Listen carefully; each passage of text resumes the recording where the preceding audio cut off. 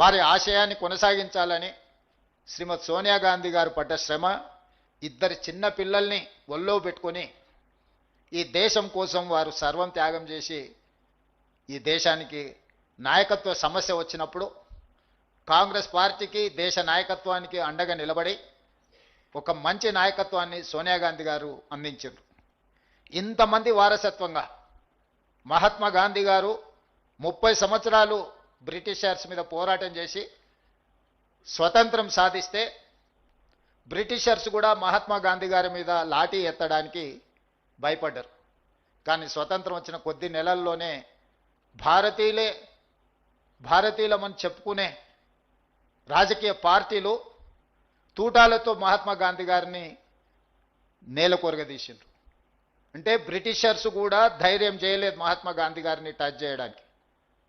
కానీ భారతీయ జనతా పార్టీ వారసత్వం ఉన్న వాళ్ళు మహాత్మా గాంధీ ప్రాణాలనే బలిగొన్నారు. మహాత్మా గాంధీ గారి దేశం కోసం ప్రాణాలు ఇచ్చారు, ఇందిరాగాంధీ గారి దేశం కోసం ప్రాణాలు ఇచ్చారు, రాజీవ్ గాంధీ గారి దేశం కోసం ప్రాణాలు ఇచ్చారు. ఈ లెక్కన ఈ వారసత్వంతోనే రాహుల్ గాంధీ గారు కూర్చున్న ఇంట్లో ఈ దేశానికి ప్రధానమంత్రి కావాలి.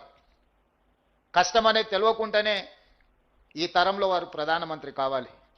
కానీ ఇంత వారసత్వం ఉన్నా, ఇంత త్యాగ చరిత్ర ఉన్నా రాహుల్ గాంధీ గారు కన్యాకుమారి నుంచి కశ్మీర్ వరకు మండు టెండల్లో మంచు కొండల్లో 150 రోజులు 4000 కిలోమీటర్లు పాదయాత్ర చేసిండు. తెలంగాణ రాష్ట్రంలోనే 22 రోజులు 375 కిలోమీటర్లు పాదయాత్ర చేసిండు. డాక్టర్ వైఎస్ రాజశేఖర రెడ్డి గారి గురించి నాకంటే ఇక్కడ ఉన్న మీకే ఎక్కువ తెలుసు. రాజశేఖర రెడ్డి గారు చేసిన పాదయాత్ర, రాజశేఖర రెడ్డి గారు అందించిన పరిపాలన, రాజశేఖర రెడ్డి గారు అమలు చేసిన సంక్షేమ పథకాలు, రాజశేఖర రెడ్డి గారు చూపించిన అభివృద్ధి ప్రణాళిక ఒక గొప్ప ప్రణాళిక. ఈ రోజుకు మనం కాంగ్రెస్ విజయాలలో రాజశేఖర రెడ్డి గారు ముఖ్యమంత్రిగా ఉన్నప్పుడు తీసుకున్న నిర్ణయాలనే మనం ప్రతి వేదిక మీద ప్రస్తావిస్తున్నాం.